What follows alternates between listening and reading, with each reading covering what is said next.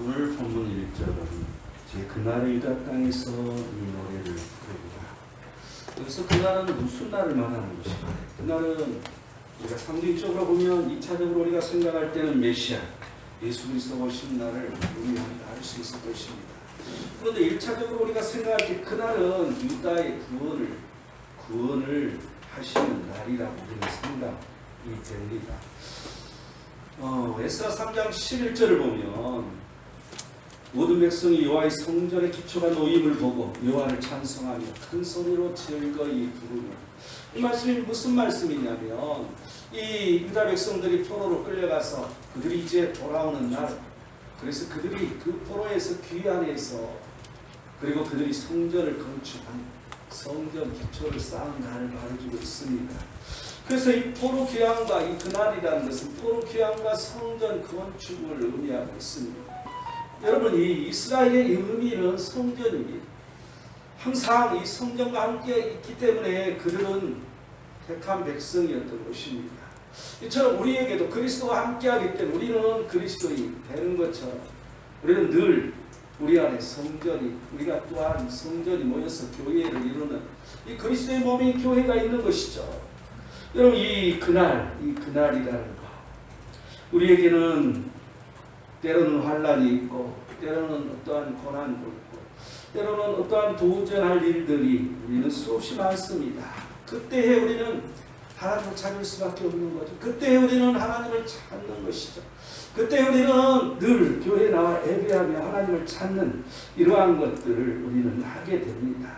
또한 하나님의 뜻을 이제 이 자신에게 맞춰서 우리 자신을 단련하는 이 기도를 우리는 무수하게 하게 되는 것이죠.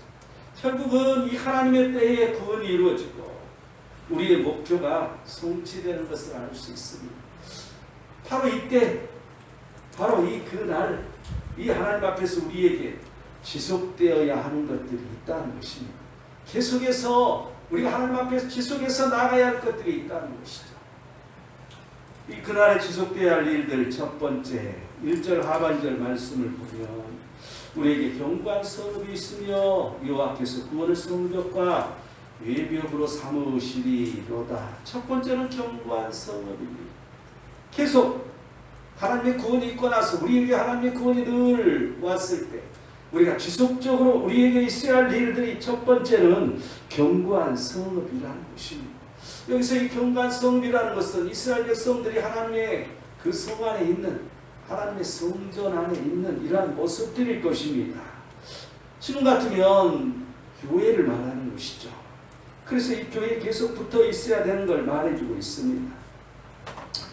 우리가 이 어려움이 있을 때마다 우리는 예배도 열심히 하고 더욱더 하나님 앞에 붙어 있고 전도도 열심히 하고 더욱더 하나님 일을 많이 하는 것을 볼 수 있습니다. 그때 하나님의 뜻대로 변화된 그러한 시점에, 우리가 하나님의 뜻대로 바꿔지는 시점에 구원은 반드시 이루어지는 것이죠. 그때 우리의 사업도 잘 되고 우리의 직장도 잘 되고 우리가 하는 일들이 형통하여서 이제 바빠지기 시작한다는 것입니다. 그러다 보면 아주 가장 우리 신앙인에게 중요한 예배를 차츰 등한시하는 일이 생기는 거죠. 나중에는 주일도 범하게 되는 것입니다. 또한 물질이 풍요해지면 헌물을 또한 많이 하게 됩니다. 그런데 헌물은 많이 하지만 하나님 앞에 헌신함이 떨어진다는 것이죠. 점점 하나님을 안다고 하면서 하나님을 잊어버리는 생활로 접어들게 마련이라는 것입니다. 우리는 포기했을 때, 삶의 구원이 왔을 때 절대 잊어서는 안 되는 게 예배입니다. 이 교회 안에서 예배를 말하는 것이죠. 그래서 우리는 교회 안에 접붙여 사는 일입니다. 교회 안에서 하나님의 뜻대로 하나님의 선한 일에 헌신하는 일입니다. 이 교회에서 예배드리지 않고 많은 시간을 보내면 영성이 여러분 있나, 그런 사람에게 있나 한번 보시기 바랍니다. 쉽게 말하면 이 말씀과 성령이 이 교회에서 떠나 살면 점점 소멸하게 된다는 것입니다. 하나님께서 부르시는 그날까지 그리스도의 몸인 교회 안에 우리는 그리스도 안에 거해야 된다는 사실을 우리는 잊어서는 안 될 것입니다. 이 견고한 성읍에 있으면 우리는 어떤 일이 일어나는 것일까? 아니, 우리가 교회 안에 누굴 사는데 우리는 잘 모르겠는데 무슨 일이 일어난다는 것이지. 여러분, 이제 많은 세월 동안 이 크리스찬들을 살펴보면 교회 안에 늘 사람들은 뭔가 다른 것을 나중에 결과를 보면 알 수 있습니다. 그런데 이 말씀에서는 뭐라고 말하고 있냐는 것이죠. 견고한 성읍이 있으니 어떤 일이 일어나는 것인가? 오늘 이 본문에서 1절에 이 하반절에 읽었던 말씀처럼 첫 번째는 하나님께서 성벽과 외벽이 되신다. 여러분 이 성이 두 개로 겹겹으로 쌓여졌다는 거잖아요. 하나님이 확실하게 견고하게 지켜주신다는 의미를 가지고 있습니다. 또한 스가랴 2장 5절을 보면 내가 불로 둘러싼 성곽이 되며 그 가운데서 영광이 되리라.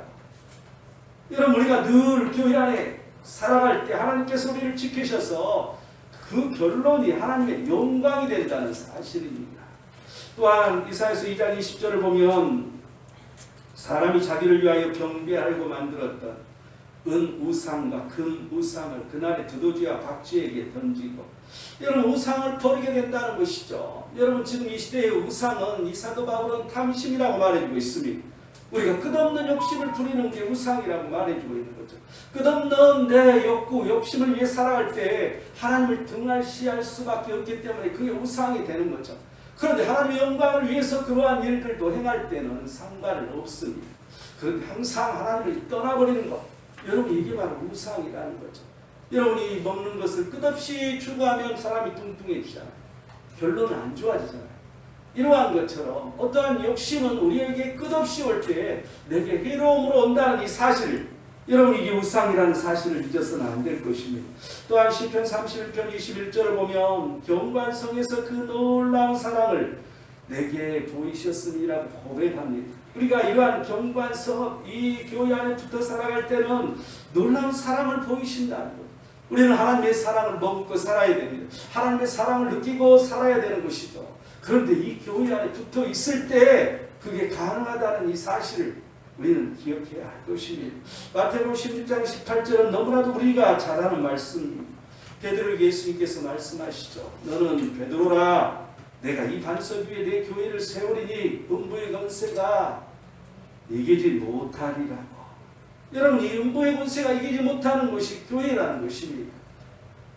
여러분 이 교회는 사람이라고 했죠. 그런데 우리 사람들이 온전히 예배하면서 온전히 살아갈 때는 그런 일이 없는 거죠. 왜냐하면 마귀를 대적하는 일이 생기기 때문에 우리는 늘 어떠한 미혹과 유혹이 있다 할지라도 그 마귀를 대적해서 그 마귀가 피하게 하는 그러한 일이 일어난다는 것이죠. 그래서 음부의 권세가 이기지 못한다는 거예요. 교회는. 여러분 이 교회 안에 붙어서 예배하는 그러한 생활을 할 때 이런 게 더 강해지는 것이죠. 또한 이사야서 62장 11절은 여호와께서 땅 끝까지 선포하시되, 여러분 재밌는 말이에요. 여러분 이 세상의 종말은 이 구원이 땅 끝까지 선포될 때라고 예수님이 말씀하셨어요. 그런데 이미 구약 성경은 지금 이 오늘 내가 읽어준 이 말씀에서 기록되어 있는 거죠. 여호와께서 땅 끝까지 선포하시되. 여러분 참 놀라운 일 아니겠어요? 예수님은 늘 자기가 자기 뜻대로 말씀하신 게 아니라 하나님 아버지께서 말씀하신 대로 그분은 말씀하셨습니다. 그래서 이 세상 땅 끝까지 복음이 증거될 때가 종말이라는 거죠. 이제 이 이사야서 62편 11절 제가 계속 읽어보면요. 여호와께서 땅 끝까지 선포하시되 너희는 딸 시온에게 이르라. 보라 내 구원이 이르렀느니라. 땅 끝까지 선포될 때 구원이 이루어졌다. 보라 상급이 그에게 있고 보응이 그 앞에 있느니라 하셨느니. 여러분 우리가 항상 이 교회 안에 늘 붙어 살 때 상급과 보응이 있다는 것이죠. 그리고 또한 땅 끝까지 이 선포되는 선포가 있어야 된다는 것이죠. 그래서 이 구원이 완성된다는 것입니다. 우리는 이러한 것을 누리고 우리는 살아가는 것입니다. 이사야서 12장 1절은 그날에 내가 말하기를 여호와여 주께서 전에는 내게 노하셨사오나 이제는 주의 진노가 돌아섰고. 여러분 이 그날 우리가 이 구원받는 날 이러한 것들은 주의 진노가 돌아서 안위하셔서 감사하게 되는 일이 일어난다는 것입니다. 여러분 주의 진노가 괜히 돌아서겠어요? 하나님 말씀 따라 내가 내 자신을 말씀이 투영돼서 보니까 잘못된 것들이 보이는 것이죠. 그때 우리는 즉각 회개하게 됩니다. 그러할 때 주의 진노가 돌아선다는 것입니다. 이사야서 60장 11절을 보면 내 성문이 항상 열려 주야로 닫히지 아니하리니 이런 사람들이 내게 이방 나라들의 재물을 가져오며 그들 왕도를 포로로 이끌어옴이라고 말합니다. 항상 그 성 안에 있을 때 재물과 전쟁의 승리의 복이 들어온다는 것이죠. 우리는 늘 그 하나님의 경관 성읍 그리스도의 몸인 이 교회 안에 붙어 살아갈 때 온전히 붙어야 되는 걸 말하죠. 형식적으로 붙어 있는 게 아니라 그럴 때 늘 그 하나님의 그 복이 우리에게 충만하다는 것을 우리는 느껴야 됩니다. 시편 11편 4절을 보면 여호와께서는 그의 성전에 계시고 여호와의 보좌는 하늘에 있으며 그의 눈이 인생을 통촉하시고 그의 안목이 그들을 감찰하시도다. 하나님께서 성전에 계셔서 인생을 통촉하시고 감찰하신다는 거죠.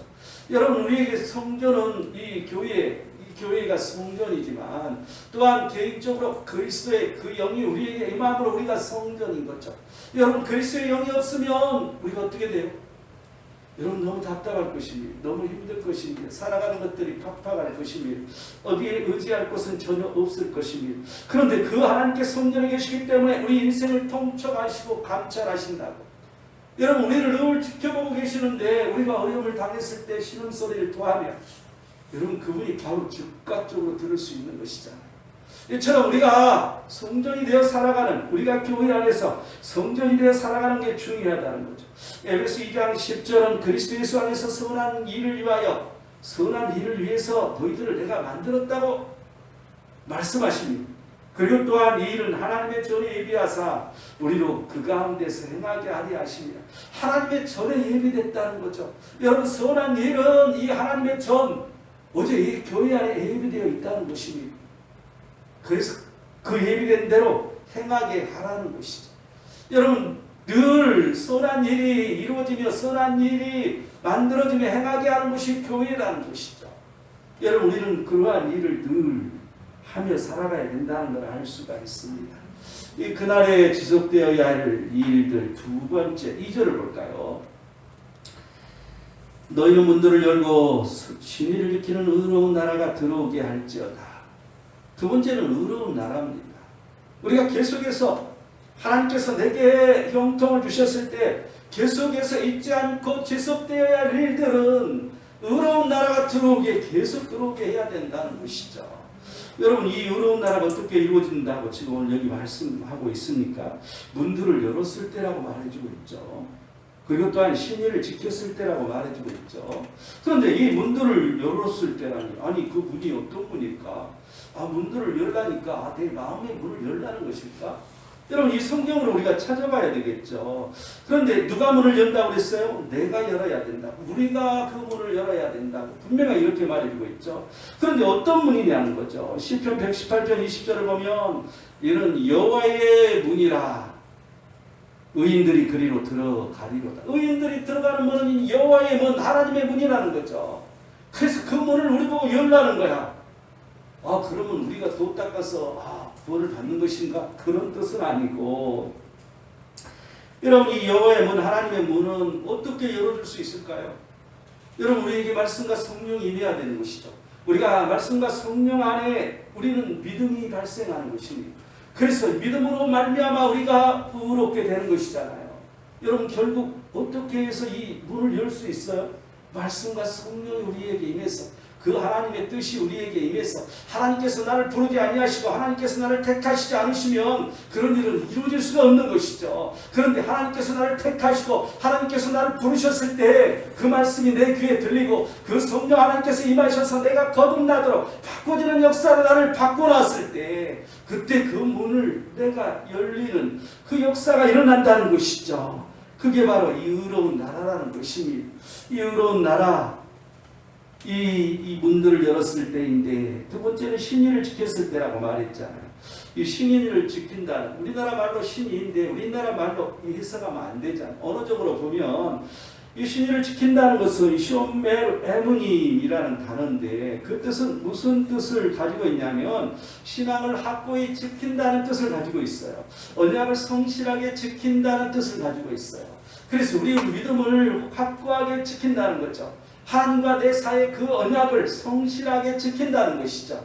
여러분 이 의미가 있어요. 그러면 이 의로운 나라를 이루면 우리는 어떻게 해야 하는 것인가?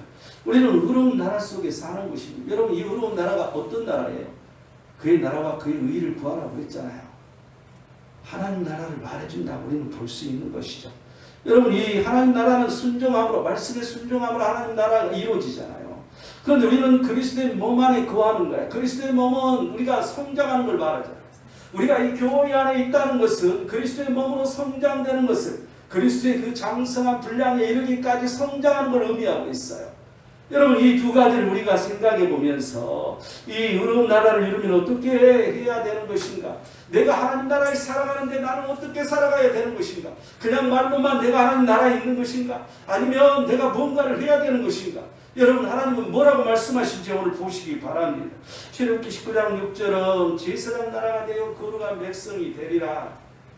그리고 이 말을 이스라엘 자손에게 전하라. 여러분 이 말은 무슨 말이에요? 너희들은 제사장의 나라고 거룩한 백성이라고 그랬어. 그런데 지금 이 시대에도 우리에게 그렇게 말해주고 있잖아요. 우리 보고 제사장이라고 말해주고 있잖아요. 여러분 이 의미가 뭐예요? 지금 복음을 증거하라는 얘기예요. 이것을 늘 전해라는 것이죠. 이스라엘 백성들에게는 자손에게 전해야 할 의무가 있었지만 지금 이 시대는 온 세상 사람들에게 전해야 할 의무가 있는 것이죠. 그래서 이 의로운 나라 그 속에 이 나라를 이루며 사는 사람은 복음을 증거하며 살아야 된다는 걸 알 수가 있습니다. 또한 베드로전서 2장 9절은 우리가 너무 잘 아는 말씀이죠. 너희는 택하신 족속의 왕같은 제사장이요 거룩한 나라요 그의 소유된 백성이니, 그러면서 이제 그의 기이한 볕에 들어가게 하신 아름다운 덕을 선포하게 하시니라. 여러분 이 아름다운 덕, 그 그리스도의 덕을 선포하는 것이죠. 여러분 이게 뭔 말이에요? 왕같은 제사장들, 우리는 거룩한 나라, 그의 소유된 백성이 되어야 되는데 우리는 그렇게 복음을 증거함으로 그런 자가 되는 것이죠. 여러분 제사장은 뭐라고 그랬어요? 목사를 얘기하는가? 아니라고 그랬잖아요.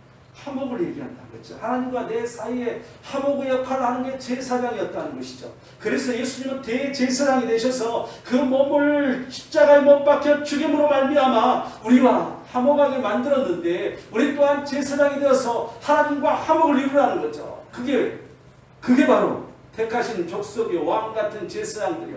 우리는 그 일을 늘 해야 된다는 것입니다. 또한 이사야서 6장 20절을 보면 성문으로 나아가라. 백성이 올 길을 닦으라. 큰 길을 수축하라. 돌을 제하라. 만민을 위하여 기치를 들라. 여러분 이 무슨 말이에요? 성문으로 나가라는 거야. 여러분 이 성은 이 지금 같은 교회잖아요.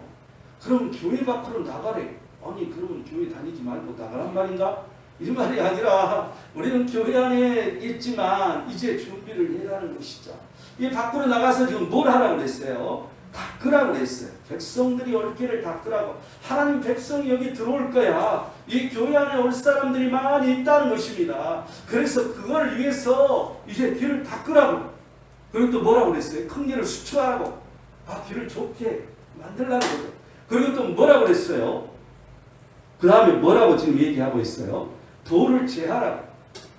여러분 이 사람들이 새신자들이 들어왔는데 늘 걸림돌이 되는 사람들이 있어. 그래서 돌뿌리에 걸려서 넘어지면 그 사람 교회에 들어와요 안 들어와요? 나가버리는 것이잖아요. 이처럼 우리는 늘 이런 준비를 해야 된다는 것이죠. 이건 성교를 의미하고 있는데요. 여러분 우리는 늘 이 선교사를 파송하고 또한 이 선교지에 많은 그리스도의 사람들이 들어올 수 있도록 그곳에 교회가 세워지고 하나님 나라가 세워질 수 있도록 만들어주는 거죠. 그런 것들을 위해서 닦고 수축하고 돌을 제하라는 것입니다. 또한 이 만민을 위하여 기치를 들라. 만민이란 단어가 들어가기 때문에 선교라고 말하는 거야. 만민을 위해서 그냥 우리나라 사람만을 위해서가 아니라 이 동네 사람만을 위해서 그렇게 하는 것이 아니라 만민을 위해서 전 세계의 모든 사람을 위해서 기치를 들라고 말해주고 있습니다. 여러분 이게 선교인 것입니다. 우리는 이 교회의 의무는 교회가 해야 할 일은 선교라는 것을 수없이 하나님 말씀은 말해주고 있습니다. 그런데 늘 잊어버리고 사는 거죠. 선교하고는 아무 관계없이 사는 거죠. 왜 우리가 선교해? 그냥 우리 교회도 먹고 살기 힘든데. 여러분 이렇게 말하는 사람들 많이 있습니다. 우리 교회에서 우리가 즐겁고 재밌게 살아야 되는데 무슨 그럴 필요가 있어. 여러분 늘 교회 안에서 우리끼리 재밌게 살면 망하는 것입니다. 늘 그 하나님의 뜻대로 살아갈 때 하나님의 놀라운 역사를 보고 사는 것이죠. 여러분 어떤 것을 선택하느냐, 우리가 가진 물질을 가지고 우리끼리 재밌게 살고 망하느냐, 아니면 하나님의 뜻대로 살아서 하나님이 주신 물질로 사느냐. 여러분 이처럼 이 선택의 갈림길에서 어떤 것을 선택하냐, 이것은 너무 중요하다는 이 사실을 여러분 기억하시기 바랍니다. 스가랴서 8장 20절은 다시 여러 백성과 많은 성읍의 주민이 올 것이다. 하나님 나라 백성이 항상 온다는 것이죠. 그래서 그 들어올 준비를 누가 해야 돼? 우리가 해야 되지만 또한 그들이 그냥 가만히 있으면 들어와요. 우리가 전해야 들어오는 것이죠. 이런 일을 우리는 해야 된다는 걸 말해주고 있고요. 계시록 21장 24절은 만국이 그 빛 가운데로 다니며 땅의 왕들이 자기 영광을 가지고 그리로 들어가리. 여기 들어오는 사람이 누구예요? 만국의 빛 가운데로. 여러분 이 세상 땅끝까지 복음을 증거해야 되는 이유들이 수없이 성경은 기록하고 있는 것이죠. 이사야서 9장 6절에서 7절을 보면 이제 한 아기를 보내시겠다고. 그게 누구예요? 예수 그리스도잖아요. 예수님이잖아요. 그래서 그 한 아들을 우리에게 주신 바 되었는데 그 어깨는 정산을 배웠다는 거죠. 그의 이름은 기묘자라, 모사라, 또 뭐라고 했어요? 전능하신 하나님이라, 영존하신 아버지라, 평강의 왕이라. 그 예수님은 평강의 왕으로 오셨어요. 그 예수님은 영존하신 아버지로 오셨고요, 영존하신 하나님으로 오셨고, 기묘자로 모사로 오신 그 하나님이라는 것이죠. 그런데 그분이 오셨는데 그 나라를 굳게 세우고 지금 이후로 영원히 정의와 공의로 그것을 보존할 것이라. 만군의 여호와의 열심히 이를 이루시리라. 여러분 이 하나님의 열심이라는 단어는 너무 나는 좋아요. 왜냐하면 하나님이 나를 향해서 열심히 하신다는 거죠. 여러분 얼마나 즐거운 일이야. 내가 뭘 막 부지런히 하고 있어. 그런데 하나님이 열심히 늘 나를 보고 그 능력을 주셔. 여러분 얼마나 좋은 일이야. 이처럼 나는 이 단어가 너무나 좋더라고. 하나님의 열심. 늘 이게 나옵니다. 이 구약 성경에 보면 하나님의 열심이라는 단어가 여호와의 열심으로 나오죠. 그런데 이 여호와의 열심이 어떻게 이루어져요? 이 예수 그리스도를 보내서 그 나라를 굳게 세우고 또한 영원히 정의와 공의로 그것을 보존한다. 그래서 이게 영원히 정의와 공의로 보존되는 일을 우리는 해야 되는 거예요. 누가 하는 거예요? 우리가, 내가 해야 되는 거죠. 영원히 정의, 공의가 있어야 돼. 그런데 늘 정의, 공의는 없고 내 마음대로 내 뜻대로 이 잣대가 나야. 여러분 이런 것들은 의미가 없잖아요. 여러분 요한계시록에도 보면 이제 마지막에 성전을 달대자로 옛날 성령은 청량한다고 돼 있는, 지금 성령은 이제 청량으로 바뀌었죠. 잣대로 막 죄인데 그냥 성을, 여러분 뭐야 이게 교회에 있는 사람들 다 죄 보신다는 거지. 여러분 이 공의가 정의가 있는 것인가? 여러분 이 공의가 하수처럼 흐른다고 이 옛날 성경은 기록되어 있지. 지금은 하수가 아니라 시냇물처럼 흐른다고 됐나 모르겠는데 하수처럼 흐른다 말까 좀 항상 읽을 때마다 좀 그렇더라고. 전의 성경은 그렇게 기록되어 있었는데, 근데 이 하나님 말씀이 정말 물처럼 그렇게 흐르신다는 거죠. 항상 우리가 하나님 말씀이 우리를 통과해서 물처럼 싹 흘러가야 돼요. 나를 정결케 하시고 내가 또 흘러도록 달라하도록 만들어줘야 되는 것이죠. 이게 우리에게 있어야 된다는 거예요. 하나님 나라에 사는, 이유로운 나라에 사는 사람은 사도행전 2장 47절을 보면 하나님을 찬미하며 또 백성에게 칭송을 받으니, 여러분 이 하나님 나라에 사는 사람은 온 백성에게 칭송을 받게 돼 있다는 거죠. 그런데 요즘 한국 교회는 왜 자꾸 남들한테 욕을 먹고, 교회 나오라고 우리가 전도하면 나 불교예요. 불교 갈 거예요. 나는 원래 불교인데요. 왜 이렇게 사람들은 말하는 것일까? 여러분 뭔가가 잘못되어 있는 거죠. 우리 그리스도인들이 뭔가가 자기 기득권만을 주장하고 있고 자기만 드러내고 있고 오직 예수 그리스도처럼 자기를 낮추지 아니하고 예수 그리스도처럼 십자가를 짊어지고 죽음을 불사하는 일을 하지 않기 때문이라고 나는 생각됩니다. 늘 우리는 겸손하고 낮은 자로 우리는 하나님 앞에 나갈 때 하나님의 손으로 그 일을 하도록 만들어야 되는 것인데, 우리는 내 힘으로 내 손으로 바로 보복하고 바로 때리고, 니들이 그래? 그럼 우리도 이렇게 해야지. 여러분 이 심리가 폭발하기 때문에 하나님의 힘을 빌리지 않고 하나님을 인정하지 않고 하나님의 영광을 드러내지 못하니까 늘 그 백성들에게 칭송받지 못한 일이 생긴다는 거죠. 그런데 그 하나님 나라에 사는 사람들은 정의가 공의가 흘러 넘치기 때문에 흘러가기 때문에 늘 칭송을 받고 살 수 있다는 것입니다. 여러분 이 의미를 우리는 잘 생각해야 됩니다. 이사야서 60장 21절은 내 백성이 다 의롭게 되어 영원히 땅을 차지하리니, 여러분 영원한 하나님 나라를 차지한다는 거죠. 여러분 이 세상 끝날에는 이 예루살렘 성이 어디서 온다고 했어요? 하늘에서 내려온다고 했어요. 예루살렘 도성이 그냥 확 내려온대. 아니 이게 뭔 말이야 이게. 아니 무슨 하늘에서 어떻게 성이 내려와. 여러분 다 상징적인 거지만 하나님께서 주신다는 의미를 가지고 있는 것이죠. 여러분 그래서 그 나라에 영원히 우리는 들어갈 수 있다는 거야. 여러분 우리 희영이가 어렸을 때 아주 꼬마 시절에 이 환상을 봤는데 천국을 봤는데 그 문이 진주문이더래. 그래서 야 진주야 진짜. 성경이 그렇게 써있잖아. 진주 12대문이 진주문이잖아. 이게 진짜 맞네. 그런데 12대문이 진주문으로 만들어졌고 12지파 이름이 써졌고 그 기초석은 뭐라고 누구 이름이 써졌어요? 사도. 12사도의 이름이 그 기초석에 기록되어 있다고 이 성경은 그렇게 말해주고 있잖아요. 그게 바로 이 예루살렘 도성이라고 말해주고 있습니다. 얼마 전에 돌아가신 우리 성교의 이 감리교 권사님이시는데 그 권사님 돌아가시기 전에 폐암으로 돌아가셨는데 돌아가신 전에 이 환상을 보시고 천국이 이렇다고 말씀하시는데 아 천국은 바다가 없더라고요. 가도 바다는 없어요. 여러분 이 성경하고 비교해 보면 맞아요. 이게 바다가 없는 것처럼 보이는 것이죠. 근데 우리가 이런 영원히 갈 우리는 하나님의 성, 우리는 그 성이 우리에게 있다는 거죠. 반드시 우리는 그걸 차지할 수 있다는 거죠. 차지해야만 되는 것이죠. 또한 우리는 이러한 날을 위해서 계속해서 지속적으로 그걸 바라보고 살아야 된다는 것입니다. 그게 바로 의로운 나라죠. 그렇다면 어떤 사람에게 의로운 나라가 오는 것인가? 첫 번째로 보면요. 3절을 볼까요? 주께서 심지가 경고한 자를 평강하도록 지키시리니 이는 그가 주를 신뢰함이니라. 이 첫 번째는 심지가 경고한 자라는 거야. 이 심지가 경고한 자는 오늘로 에체르 샤무크라는 이 단어인데 마음이 한 곳에 머물러 변치 않는 걸 말해주고 있어요.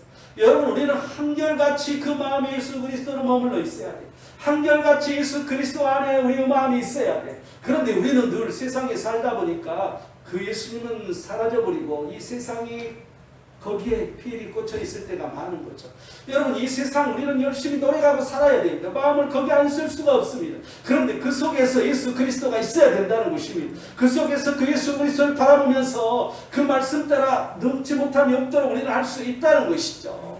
늘 그런 말을 합니다. 요즘 세상 살면서 이 기업을 하는 사람들이 이 세금 때문에 세금 다 100% 이렇게 내고 살면 힘들다는 거죠. 그래서 이 세금을 피하는 절세 이걸 많이 연구들 하고 기업들이 그렇게 삽니다. 그런데 이 그리스도인으로서 이 세금 문제를 어떻게 해야 할 것인가? 100% 다 내면 힘들게. 근데 이걸 어떻게 해야 할 것인가? 여러분 그래서 이 나름대로 연구를 해서 탈세가 아닌 절세로 연구를 많이 하는 것이죠.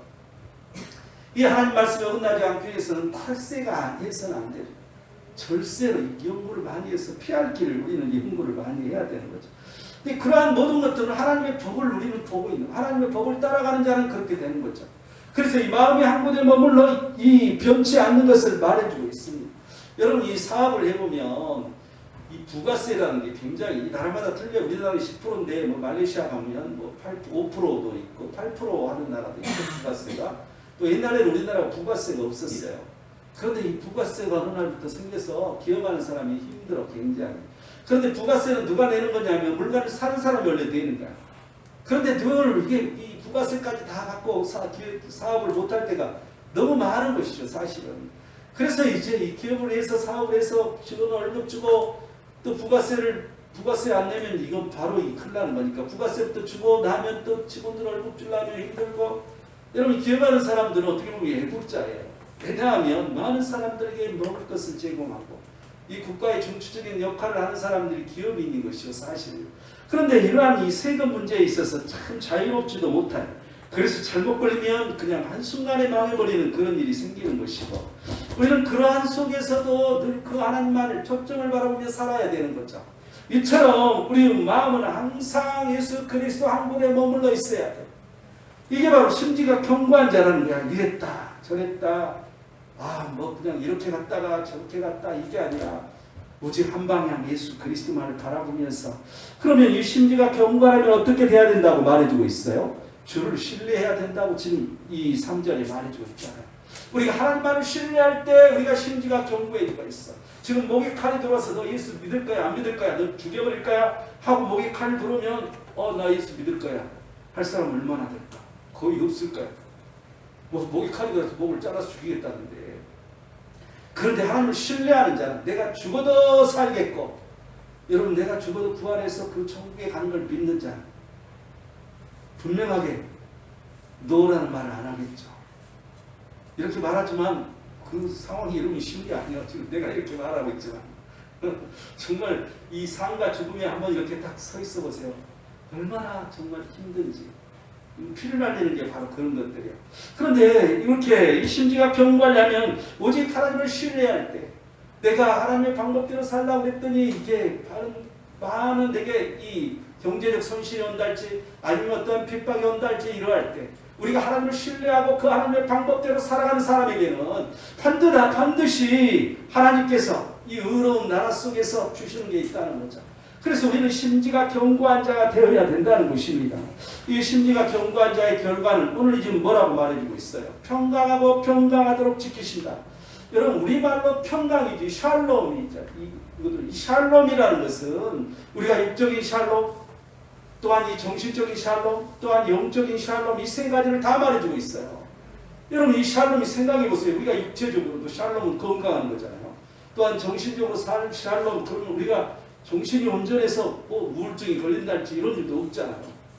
또한 영적인 샬롬, 여러분 우리가 영적인 샬롬이 있을 때 우리의 모든 범사에 잘 돼서, 우리가 육체가 잘 되는 건 뭐야? 잘 먹고 잘 살 때 잘 된다, 우리 형통하다고 말하잖아요. 그러면 우리가 부도 누릴 수 있는 것이고 풍요도 누릴 수 있는 거고, 이러한 것들이 영적인 샬롬에서 오는 거예요. 그런데 그 영적인 샬롬뿐만 아니라 이러한 육적, 이 정신적 이 샬롬을 다 얻을 수 있다는 것입니다.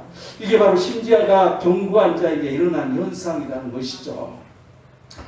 그렇다면 그런 사람이 그걸 어떻게 믿어? 그걸 하나님 말씀인데 그러면 성경에서 그런 사람이 있을까? 한번 찾아볼까요? 역대상 5장 29절 20절을 보면, 내가 이 두 사람만 찾아보면, 이 므낫세 반지파, 여러분 이 므낫세는 요셉의 아들로서 큰아들이었는데 이 할아버지가 그냥 엇갈리게 안수를 해가지고 축복이 작은 아들한테 가버렸어. 그래서 장자의 명분을 뺏겨버리고 큰아들인데도 불구하고 참 안타까운 일이 생긴 것이죠. 그런데 이 므낫세 반지파가 이제 가나안을 정복하러 가기 전에 이제 요단강 동쪽 땅을 차지하고 전쟁을 하게 됐어. 그래서 이 루벤 지파와 갓 지파와 이 므낫세 반 지파 44,760명이 이 하갈 사람들, 그리고 이 연합군이 이 세 종족, 그러니까 네 종족이 연합해서 쳐들어오는 거죠. 그들을 포로로 나중에 잡게 되는데 10만 명을 포로로 잡아요. 그럼 죽이는 사람 빼고 10만 명이니까 몇 배가 되는 거죠. 그런데 하나님께서 은혜를 주시는 거죠. 제가 읽어보면요. 이는 그들이 싸울 때 하나님께 의뢰하고 부르짖음으로 하나님이 그들에게 응답하셨음입니다. 하나님께서 하나님께 의뢰하고 부르짖었더니 전쟁을 하려고 하니까 너무나 많은 수가 저기가. 그래서 머릿속으로 싸우는 건데 이게 이길 수 있어요? 없으니까 기도를 한 거죠. 하나님 앞에 부르짖었다는 거예요. 그래서 하나님께서 응답하셨는데 어떻게 응답하셨냐면, 전쟁을 해서 낙타 5만 마리, 양 25만 마리, 낙이 2천 마리를 빼앗았어요. 그리고 사람 10만 명을 사로잡았어요. 죽인 사람 빼고. 사람도 많이 죽였지만 전쟁이었으니까 죽인 사람 빼고 10만 명을 사로잡았어요. 하나님 앞에 부르짖었더니 하나님을 의지하고 오직 그 하나님을 의뢰하고 부르짖음으로 그런 일이 생겼다는 거예요. 그러면 또 다른 사람 한번 볼까요? 아사왕을 보면 역대하 15장 16, 19절을 보면 이 아사 왕은 너무나도 하나님 앞에 충성한 왕이었어요. 그래서 그가 심지어는 어머니 이 마아가가 아세라에 가증하는 이런 우상을 만들어서 막 섬기는 거야. 그래서 어떻게 했냐면 어머니를 폐후의 지위에서 폐해버렸어. 쉽게 말하면 세상 말로 잘라버렸어. 하나님을 믿지 않고 이게 무슨 짓을 한단 말이니까. 그리고 많은 사람들, 모든 사람들을 그냥 이 하나님을 안 믿고 이런 우상을 섬기는 사람들은 가만 안 둔 거죠. 그리고 우상을 찍어버리고 빻아서 기내 이 시냇가에다 기드론 시냇가에 불살랐어요. 그런데 이 성경은 그렇게 기록하고 있어요. 아사의 마음이 일평생 온전하였다. 그가 일평생 온전한 일이 일어났다는 거죠. 그런 일을 했더만. 그런데 이제 그가 어떤 일을 한 걸 볼 수 있냐면 은과 금과 그릇들을 하나님의 전에 드렸더니 이때부터 아사왕 제35년까지 다시는 전쟁이 없으니라. 전쟁을 승리케 하시고 그 이후로 전쟁 자체가 없었다는 거죠. 하나님 앞에 구별해서 은과 금그릇을 하나님 앞에 바쳤어. 그렇게 우상을 섬기는 그러한 것들, 우상들을 다 버려버릴 뿐만 아니라 그런 일을 했던 이 아사왕. 그런데 어떤 일이 있었냐면 역대하 16장 7절 10절을 보면 그 당시 아주 유능한 이 선지자가 있었는데 이 하난이라는 여기는 성견자라고 나오죠. 그가 왕에게 말합니다. 왕이 아람 왕을 의지하고 왕의 하나님이 여호와를 의지하지 아니하였으므로 아람 왕 군대가 왕의 손에서 벗어났나이다. 이제 아람 왕의 군대가 아람은 지금 시리아예요. 이 시리아가 이제 강력한 나라가 돼서 많은 군대를 가지고 쳐들어오니까 겁 좋은 거지. 세상에 겁을 잔뜩 먹고 이게 안 되겠는데 이게 하나님을 의지하지 아니하고 그 현실을 봤던 거죠. 그래서 이 하나니아 선지자가 와서 어찌 그 사람을 의지할 수 있냐? 그 왕을 왜 의지하냐? 하나님을 의지하지 않냐? 그러면서 그 과거 얘기를 합니다. 구스 사람과 룻 사람의 군대가 크지 아니하며 말과 병거가 심히 많지 아니하더이까. 그러나 왕이 여호와를 의지하였으므로 그들을 이제 능력을 주셔서 다 망하게 했다는 거죠. 과거에. 여러분 구스 사람은 뭘 말하냐면 이 구스는 지금의 에티오피아입니다. 그런데 에티오피아가 강성했을 때는 이집트를 다 점령했고요. 그리고 이제 사우디아라비아 남쪽 예멘이랄지 이렇게 큰 지역을 점령해서 하는 아주 강대국이었어요. 그런 나라가 이렇게 수없이 이렇게 쳐들어오는데 하나님을 의지해서 왕이 그때 하나님을 의지해서 하나님께서 이기게 만들었다는 거죠. 그들을 왕의 손에 넘겼다고 말해주고 있습니다. 그래서 이 전심으로 자기에게 향하는 자들을 위하여 능력을 베푸셨다. 그런데 왜 왕이 그러한 것을 기억하지 아니하고 망령되이 행했습니까? 그렇게 얘기합니다. 그래서 이후부터 왕에게 전쟁이 있으리라 선포합니다. 그래서 아사가 노아의 성전자를 옥에 가두었으니 이는 그의 말에 크게 노하였습니다. 오히려 그렇게 자기에게 좋은 말을 해주고 있는데 듣기 싫은 거죠. 그래서 옥에 가두는 거죠. 그랬더니 어떤 일이 일어나냐면 역대하 16장 12, 13절을 보면 아사가 왕이 된 지 39년에 그의 발이 병들어 매우 위독했으나 병이 있을 때 그가 여호와께 구하지 아니하고 의원들에게 구하였더라. 아사가 왕위에 있는 지 41년 후에 죽어 그의 조상들과 함께 누우며 일평생 편안하게 살았던 아사가 한순간 하나님을 잊어버렸더니 이런 일이 생긴 거야. 그래서 2년 동안 그 발에 병이 생겨서 고생하다가 죽은 것을 알 수 있습니다.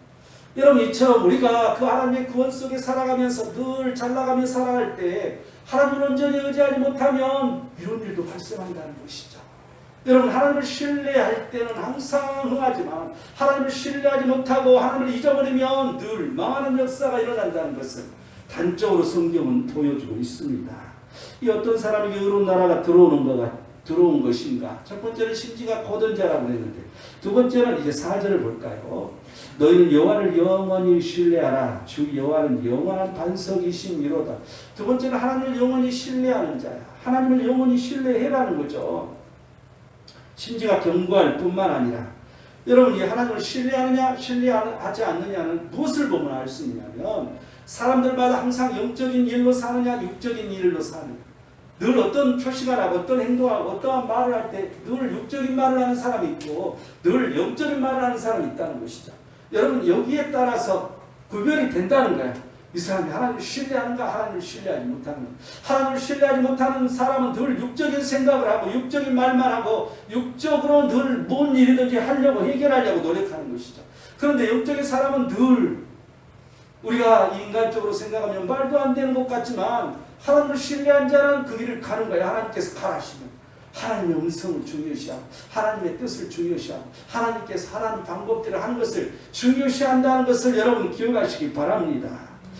이 하나님을 영원히 신뢰하는 자, 이 영원히 하나님을 신뢰하는 이 사람은 어떻게 해서 그렇게 된다고 오늘 이 본문에 하나님의 영원히 반석이시기 때문에 하나님을 반석이라고 믿는 사람, 여러분 이 true online이라고 그러는데 영원토록 흔들림이 없는 바위예요. 여러분, 흔들바위는 막 흔들려서 영혼이 떨어지지 않을 것 같죠? 나 고등학교 때 우리 선생님이 전라남도 백양산에 이 흔들바위가 있었는데 이 사람들이 대학교 다닐 때 자기들이 가서 이렇게 이만을 이렇게 쓰게 있잖아요. 그것 갖고 이렇게 꺾어가지고 굴려서 흔들바위를 밑으로 내려보냈어요. 자기 정신이 없는 사람들이야. 그거 자랑이라고 얘기해요. 그런데 이처럼 유명한 것은 이 바위가 굳건하게 서있지 않으면 뭐 흔들바위 흔들어서 끝난다고 그게 아니라 없어질 수도 있는 것이죠. 이처럼 우리는 이 하나님은 영원한 반석이 흔들바위처럼 막 흔들고 이렇게 뭐 없어지고 하는 것이 아니라 영원히 없어지지 않는 것이죠. 그래서 이 정직한 자의 땅, 이 복음과 신앙 고백이 있는 땅, 이것을 말해주고 있어요. 그래서 이 복음과 신앙 고백이 있는 우리 하나님 나라, 이 교회, 이것에 우리는 있어야 된다는 거죠. 이 성경의 신뢰를 한번 볼까요? 하나님을 영원히 신뢰하는 자는 어떤 것인가? 역대하 20장 20절을 보면 들과 들로 이렇게 나가서 이렇게 보니까 이 여호수아 왕의 이 스토리예요. 너희는 너희 하나님 여호와를 신뢰하라. 그리하면 경고히 서리라. 그의 선지자들을 신뢰하라. 그리하면 형통하리라. 그가 얼마나 하나님을 신뢰했냐면 자기 백성들이 전쟁이 지금 난 거야. 전쟁에서 지냐 마냐 적군이 훨씬 많기 때문에 또 연합군이 쳐들어왔기 때문에 전쟁에 이길 가망이 전혀 없는 것이죠. 그런데 하나님을 신뢰하라고, 그리고 선지자를 신뢰하라고 말합니다. 그리고 그 하나님의 말씀 따라 우리는 움직여라. 그래서 말씀 따라 그는 전쟁을 하는데 지금 같으면 찬양대를 만든 거야. 그래서 찬양대를 제일 앞에 세워. 여러분, 이것 때문에 그런지 몰라도 여러분 이 현대 이 2차 세계대전이나 1차 세계대전이나 이 전쟁하는 거 보면 군대 앞에서 이거 두들고 앞뒤를 두들고 가잖아요. 그래서 그런가는 모르겠어. 그런데 하여튼 이 여호수아 왕이 하나님을 찬양하면서 전쟁터로 간 거죠. 제일 앞에 하나님을 찬양대를 세웠어요. 그렇게 갔더니 어떤 일이 일어났냐면 이 하나님께서 이 노래와 찬송이 시작될 쯤 됐는데 이 여호와께서 복병을 두셔서 하나님께서 복병을 보내서 지들끼리 치고받고 싸우도록 여기도 치고 여기도 치고 여기도 친 거야. 그러니까 이게 뭐야 이게 적군이 아니라 아군으로 착각한 거지. 그래서 자기들끼리 전쟁에서 자기들끼리 치고받고 있어 다 죽어버렸어. 왜 이런 일이 있었냐는 거죠. 여러분, 이 말도 안 되는 얘기잖아요. 있을 수도 없고 이해도 되지 않는 이런 사건이 일어났다는 것이죠. 이게 이 성경에 기록되어 있어요. 그들이 서로 쳐 죽였더라. 그래서 이 무리들이 본즉 땅에 엎드려진 시체들 뿐이요 한 사람도 피한 자가 없느니라. 그래서 이제 이 적군의 물건을 이제 탈취하는 거잖아요. 지들끼리 다 죽었으니까 이제 전리품을 취하는 거잖아요. 그래서 이제 재물과 의복과 보물이 많이 있으므로 각기 탈취하는데 그 물건이 너무 많아서 능히 가져갈 수 없을 만큼 많음으로 사흘 동안 거두어들이 사흘 동안이나 전리품을 거두었대. 그 전쟁에서 그냥 손 하나 높이에 안 묻히고 가만히 앉아서 지들이 스스로 망해가지고 너무 많은 것을 뺏어왔다는 거죠. 여러분, 이게 어찌 있을 수 있냐는 거죠. 불가능한 일인 것이죠. 이게 하나님을 신뢰할 때만, 전적으로 하나님만을 영원히 신뢰할 때 이루어진다는 거예요. 우리는 어떻게 이러한 것을 신뢰하고 살 것인가? 시편 55장 22절은 내 짐을 여호와께 맡기라. 항상 우리 짐을 여러분 하나님 앞에 맡기고 살아야 됩니다. 이 말을 하니까 그냥 나는 아무것도 안 하고 하나님 기도만 하고 살아 이 말이 아니라 내가 최선을 다하며 사는 그 모든 일이지만 모든 것을 하나님 앞에 맡기라는 거죠. 그럴 때 내게 평강이 옵니다. 평안한 마음으로 잘할 수 있다는 거죠.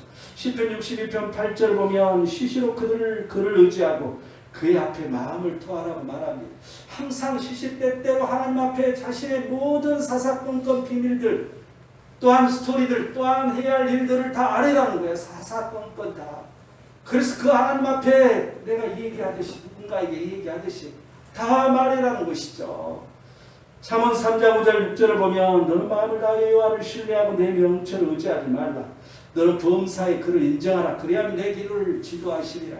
항상 모든 것을 그 하나님을 인정하라는 것이죠. 모든 일을 할 때마다 하나님을 신뢰해서 항상 내 방법대로 가는 게 아니라 내가 최선을 다해서 내가 기도하면서 갈 때 하나님께서 내가 뭔가 마음을 주시면 그 길로 가는 거죠. 그런데 하나님을 신뢰하면서 최선을 다해서 갈 때 하나님께서 그 길을 지도하신다는 것입니다.